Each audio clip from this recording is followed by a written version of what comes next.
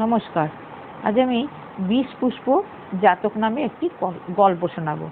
সাধু জীবন যাপন করতে হলে আচার ব্যবহারে যেমন অত্যন্ত সাবধান ও সংযত হতে হয়, তেমনি যদি আন্তরিক চেষ্টা থাকে তবে না বুঝে কিছু ভুল করলে ভুল সংশোধনে অযাচিত সাহায্যও পাওয়া যায়। বুদ্ধদেব তার অতীতকালের সাধক জীবনে কেমন করে এক দেবকন্যার সাহায্য লাভ করেছিলেন সেই কাহিনীই বলেছেন। বারাণসী রাজ ব্রহ্মদত্তের সময় বোধিসত্ত্ব সুদূর গণ্ডগ্রামে ব্রাহ্মণকুলে জন্মগ্রহণ করেন। তিনি বড় হয়ে তক্ষশিলায় গিয়ে নানান বিষয়ে পড়াশোনা করে জ্ঞান লাভ করেন। তারপর মনে বৈরাগ্য আসায় সংসার ত্যাগ করে একটি পদ্ম সরোবরের তীরে সাধু জীবন যাপন করতে থাকেন। একদিন তিনি জলে নেমে একটি পদ্মফুলের গন্ধ শুঁকছিলেন। ঘটনাটি এক দেবকন্যার চোখে পড়ে। তিনি কাছেই একটি বট গাছের কোটরে বসেছিলেন। সেখানে বসেই তিনি নিজের গাথাটির মাধ্যমে বোধিসত্ত্বকে ডেকে বললেন, ফুলটি কেহ দান করেনি তোমা, গন্ধ শোকা হয়নি উচিত কাজ, এক ধরনের চুরি বলে একে, গন্ধ চোর যে হলো মহারাজ।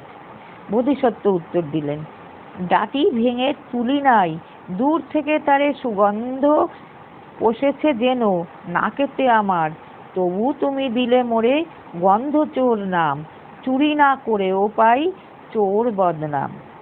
এমন সময় আর একজন লোক এসে সরোবর থেকে ঘোড়া খুঁড়ে পদ্মডাটি তুলতে লাগলো। এত সব কাণ্ড সচক্ষে দেখেও দেবকন্যা যখন চুপ করে রইলেন, তখন বোধিসত্ত্ব তাকে অনুযোগ করে বললেন, নিষ্ঠুর হাতে ছিঁড়েছে কমল, গোড়া খুঁড়ে তোলে মৃণাল যে জন, তারে তুমি কেন কিছু নাহি বলো, ব্যবহার তবে কেমন গো তোমার? এবার দেবকন্যা পরপর দুটি গাথায় জানিয়ে দিলেন। তার দৃষ্টিতে নবাগত লোকটির সঙ্গে বোধিসত্ত্বের তুলনা করলে দেখা যায় তফাৎ কোনখানে, এবং কেনই বা তিনি লোকটিকে সদুপদেশ দেওয়ার যোগ্য মনে করেননি। ময়লা লাগা কাপড় যেমন, মন্দ কাজের ফলটি তেমন, মুখ না খুলেও হেরিগো তার দুষ্কার্যটি পরিষ্কার, তোমার মতো পুণ্যবান সদুপদেশ তারাই পান। নিষ্পাপ নিয়ত যারা যত্নবান রহিতে পবিত্র, বিন্দু মাত্র পাপ যদি স্পর্শ করে তাদের চরিত্র, সামান্যতম সেই দোষ ঢেকে ফেলে সব মহাগুণ, যেমন কালো মেঘে ঢাকা মার্তণ্ডের জ্বলন্ত আগুন।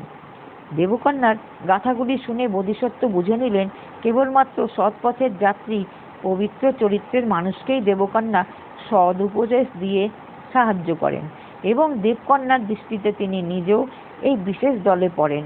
মনের আবেগে ও আনন্দে বোধিসত্ত্ব উচ্চারণ করলেন, আমার প্রকৃতি বুঝি দিলে উপদেশ, হে দেবী নাহিকো তব করুণার শেষ, যখন অকার্যে রত দেখিবে আমারে, সুপথে ফিরায়ও তুমি যোগ্য তিরস্কারে। এবার দেবকন্যার সকৌতুক উত্তর এলো, আমি তোমার চাকরানী নই, ব্যবসা এ নয় আমার, মুক্তিপথে দিবস রাতে যাত্রা চলুক তোমার, দিব্য লক্ষ্যে পৌঁছতে হয় যে পথ দিয়ে চলে, সেই পথ নিজে নিয়েও খুঁজে কেউ দেবে না বলে। দেবকন্যা বোধিসত্ত্বকে উপযুক্ত উপদেশ দিয়ে নিজের বিমানে উঠলেন। বোধিসত্ত্ব ধ্যান পরায়ণ হয়ে যথা সময়ে ব্রহ্মলোকে প্রবেশ করলেন।